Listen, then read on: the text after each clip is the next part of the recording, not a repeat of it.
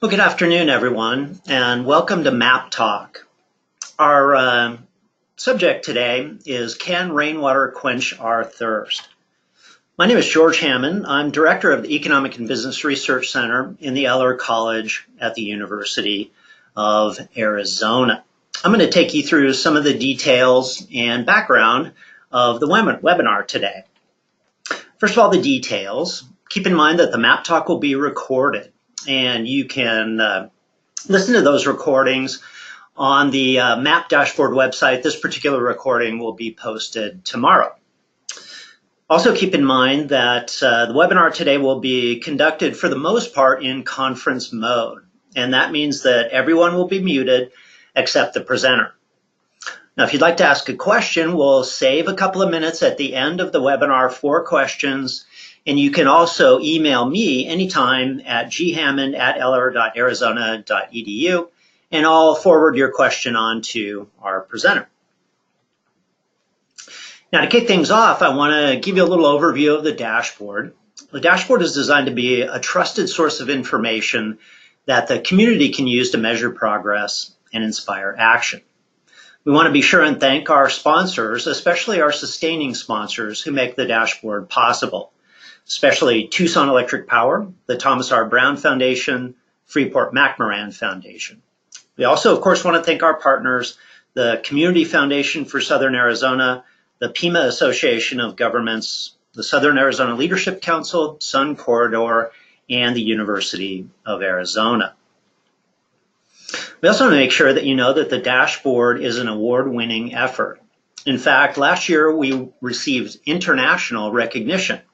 We won the 2018 Impact Award from the Community Indicators Consortium. So we're really happy about that. We're glad that others recognize the quality of the dashboard, and we hope that you find it useful.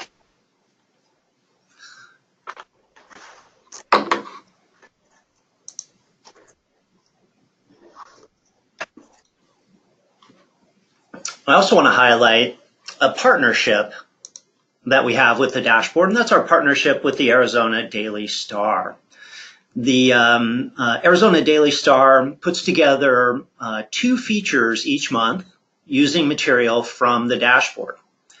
You'll find one feature on the front page of the Sunday business section, and you'll also find a feature in the health section in the first Monday of each month. So be sure and keep an eye out for those.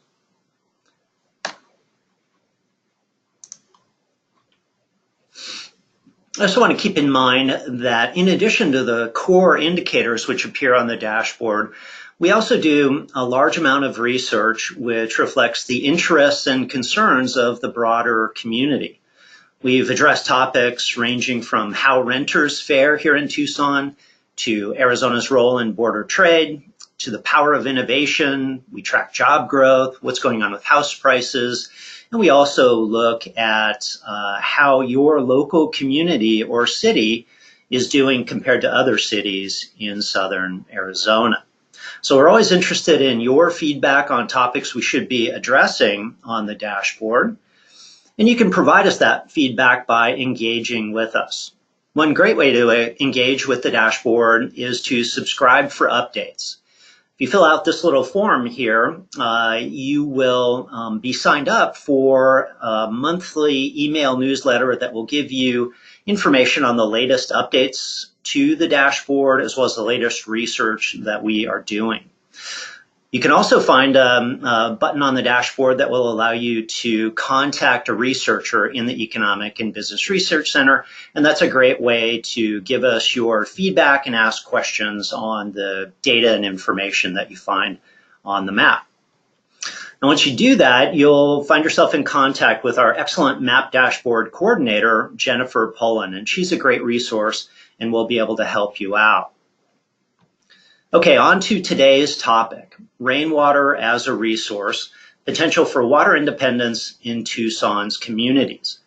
With that, I'm going to turn it over to Courtney Crosson, assistant professor at the UA School of Architecture, and she is going to give you a presentation on a recent white paper which she and Dao-Chin Tong completed for the dashboard. So with that, I will turn it over to Courtney. Thank you so much, George. My name is Courtney Crossan, and I'm an assistant professor in architecture here at the University of Arizona. And my co-author on this research is Daxing Tong, who's an associate professor in geographical sciences and urban planning at ASU. We had the great misfortune of her moving up there, so she used to be with us at University of Arizona in Southern Arizona here with us, but is now up at ASU. And I also want to acknowledge two grad students that worked on this research as well, both in geography here at the University of Arizona, Qing Zhang and Yinan Zhang. Okay, so the topic of this research is looking at Tucson's capacity to reach water independence with rainwater. And I start with this piece of information. There's many other facts like this out there, but basically to pose and frame the question that we have a lot of deferred maintenance in our water infrastructure, both in our water delivery and then our sewer systems and our stormwater infrastructure throughout the United States. And the question is whether or not in the future we'll continue with the paradigms that we currently have in place, infrastructural, centralized infrastructure paradigms we currently have in place, or are there other ways of thinking about and adding greater resilience to our water infrastructures. And today I'm talking about rainwater as one of those potential ways, as a decentralized system that can perhaps add greater resilience to our overall water supply system. So in 2016, Tucson water demand was over 87,000 acre feet, and approximately a third of this is imported water. And in this slide, you can see the Central Arizona Project canal heading down to Tucson from Phoenix. On the right side, you see Picacho Peak, right? So that's our imported water supply. And so in the same year, Tucson was supplied with over 125,000 acre feet of rainfall. So some of you may have heard this, but basically this means that Tucson's annual water demand can there's more than enough rainwater to meet that demand. And in 2016, that was 144%. And then when you frame that within our annual imported water, rainwater can meet that demand by 430%. So that's an interesting fact, and we get really excited, but then we know that the situation is much more complex than simply taking our rainwater and putting in our potable water pipes, right? And so first we have context limitations, and I'm going to be using this map throughout the presentation today, so let me orient you to it. The squares that you see here are 1 mile by 1 mile township square sections in the city of Tucson. And so on the right-hand side, and these are aligned on the major streets. And on the right-hand side, you see simple calculation of within this 1 mile by 1 mile square, the amount of rain that fell within this area for the month of June, subtracted from the amount of water demand in that same area. And so in June, it looks like how it feels in Tucson in June. It's red hot. Basically, the rainwater supply is not meeting the demand. So we have the limitations of our context. And then we also have infrastructure limitations, right? And so when I talk to my students, I talk about rainwater harvesting systems in terms, active systems in terms of these three components: catchment, conveyance, and storage. And across the top is the very high level type of system. So we have mountains that capture our water as a watershed, rivers that convey, storage comes from lakes, reservoirs, groundwater. And then another example to think about this is a saguaro at a much different scale. And then lastly, at the architectural scale, building scale, we have the roof, the pipe, and the cistern. And within our discussion today about rainwater harvesting, we know that our ability to capture rainwater is limited by our roof areas, right? And we'll talk also about rainwater capture and runoff coefficients.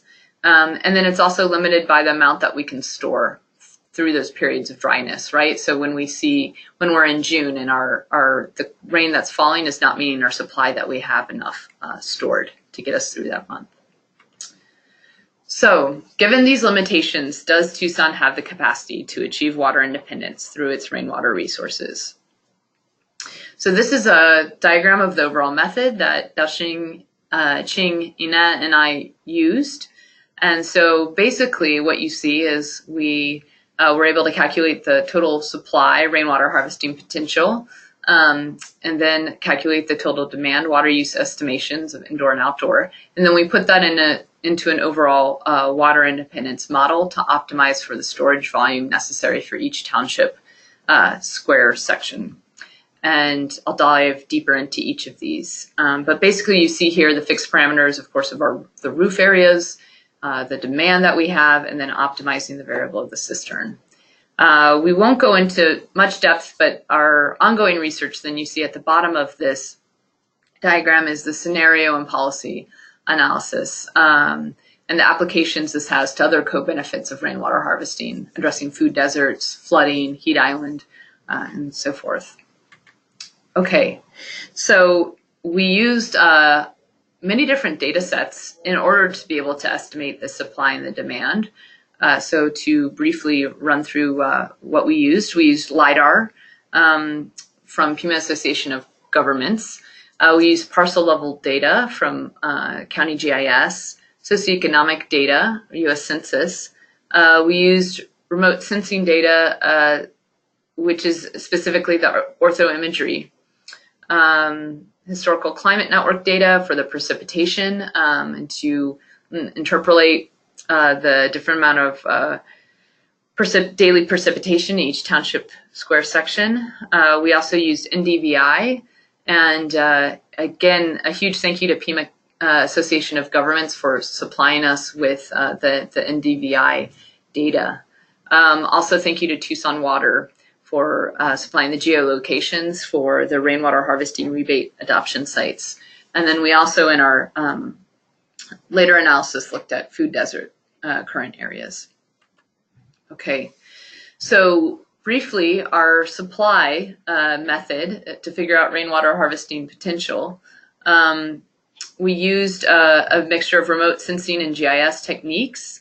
And so on the right-hand side, you can see where we used orthophoto and LIDAR to isolate the building areas and the roof areas.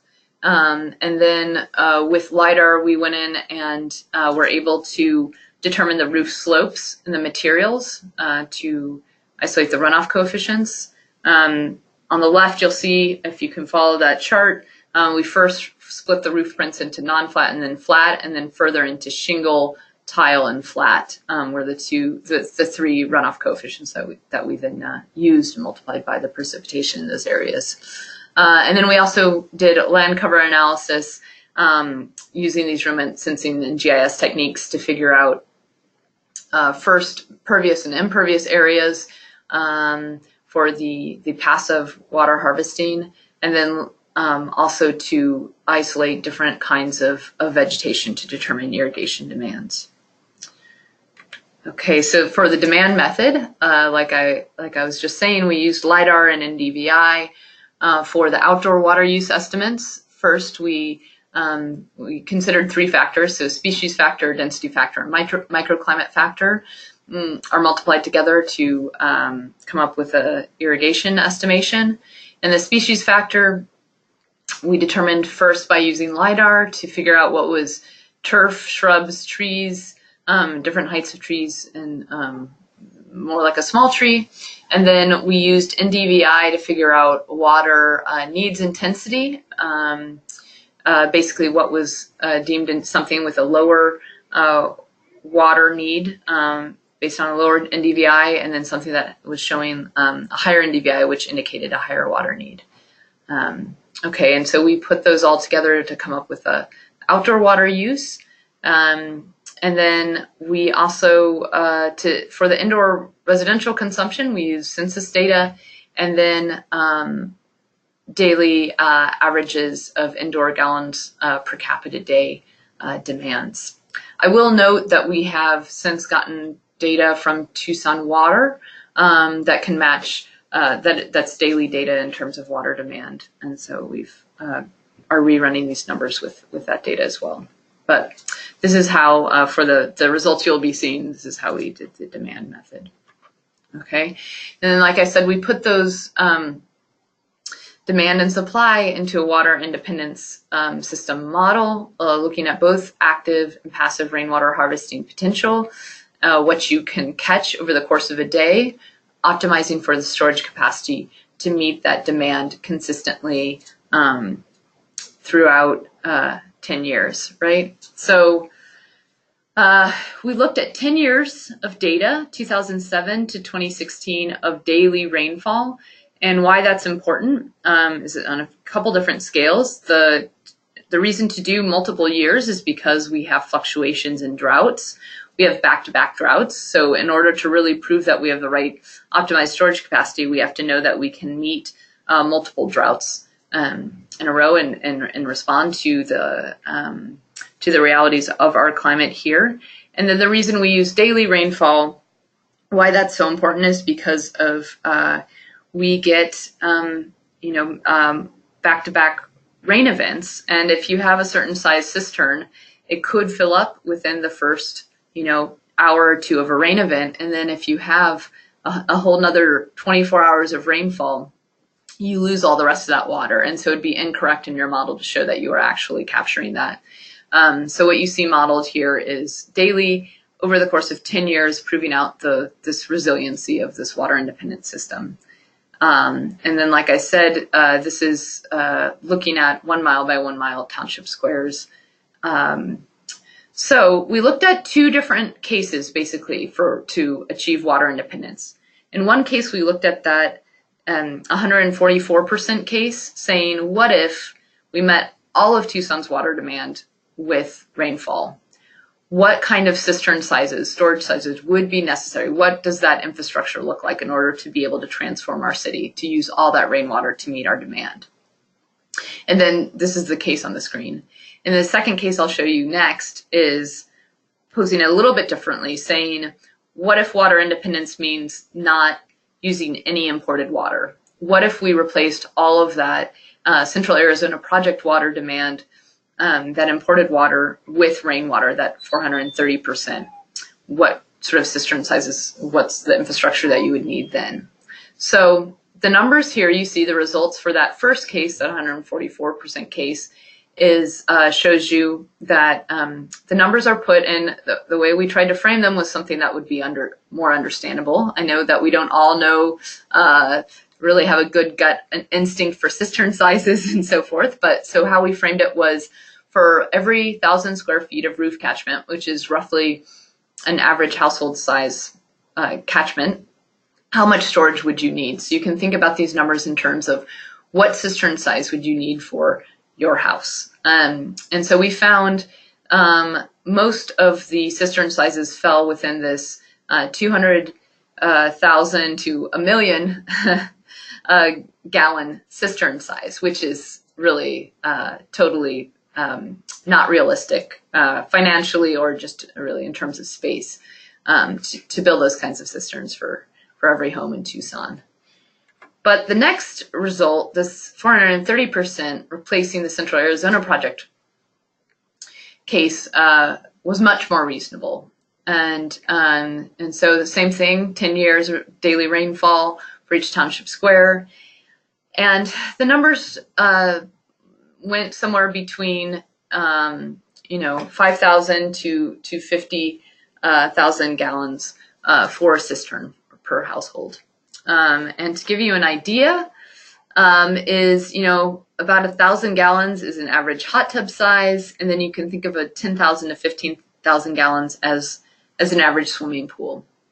So these numbers looked like the average household in Tucson, in order to replace all of our imported water, would need somewhere between a hot tub to a swimming pool in terms of storage capacity for rainwater collected on their roof, in order to be completely water independent and resilient throughout this 10-year time span.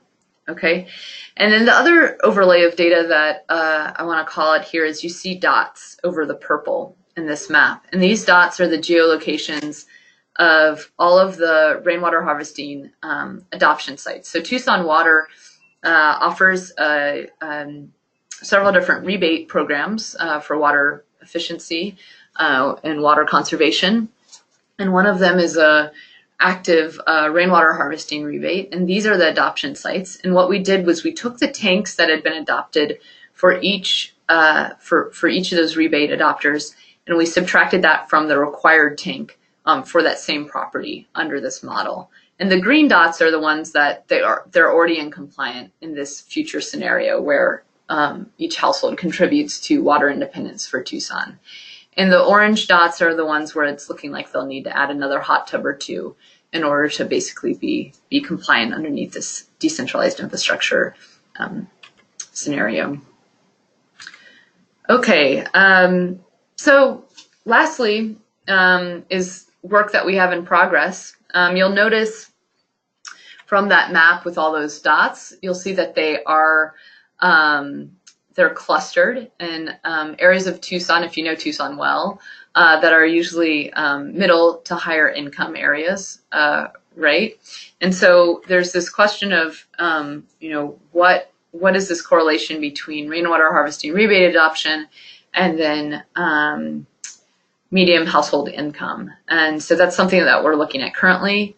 To Tucson Water's credit, they have had a tremendous success just within the last year in terms of they have a grant program to support greater rainwater harvesting active system adoption among lower income families. So I think with that, I'll conclude and open it up for questions.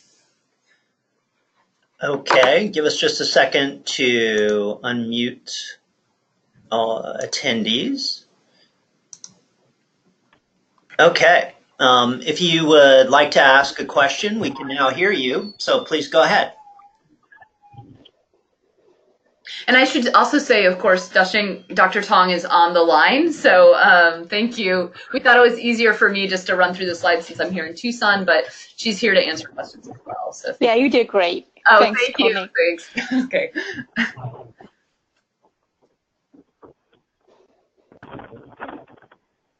Well, that was good. Well, I'll try to kick things off in the question department. Mm-hmm. Could you talk a little bit about how refined your modeling was in terms of exactly where the rainfall was over time? Are you actually measuring where the rain is falling and how that matches up with the households and the cistern sizes that might be required across the city? Yeah, that's a great question. So a couple points, and then I'll turn it over to Dr. Tong to add anything additional.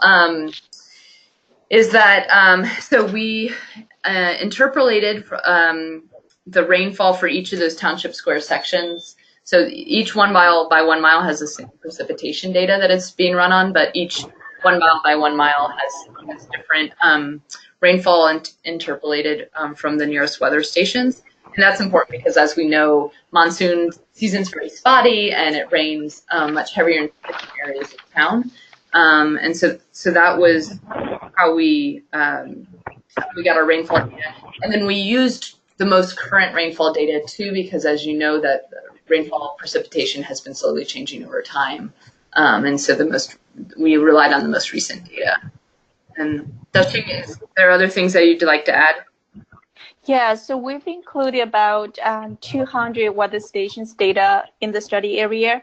And then we did the interpolation so that we'll have the weather or precipitation information for each little house, little area in the study area.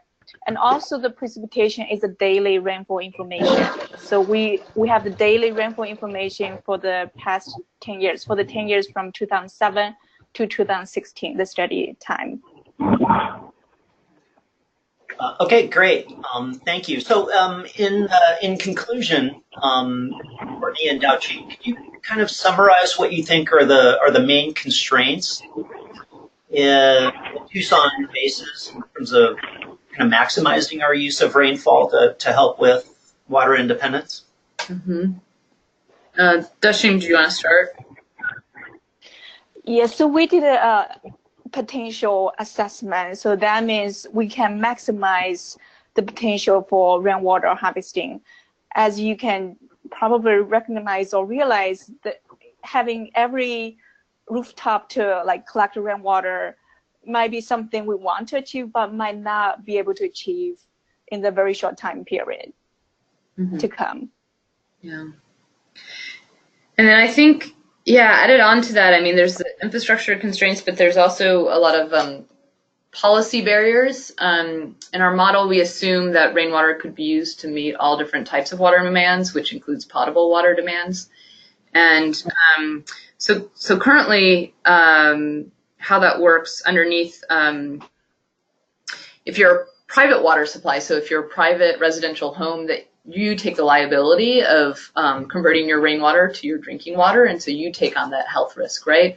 But if you're a public water supplier, so if you're a commercial building or anything else, right now you'd have to meet the Safe Drinking Water Act and actually be permitted, and that's pretty impossible. There's net zero water buildings in the country, but there's very, very few. It's quite a large policy hurdle right now, so that's something else to consider.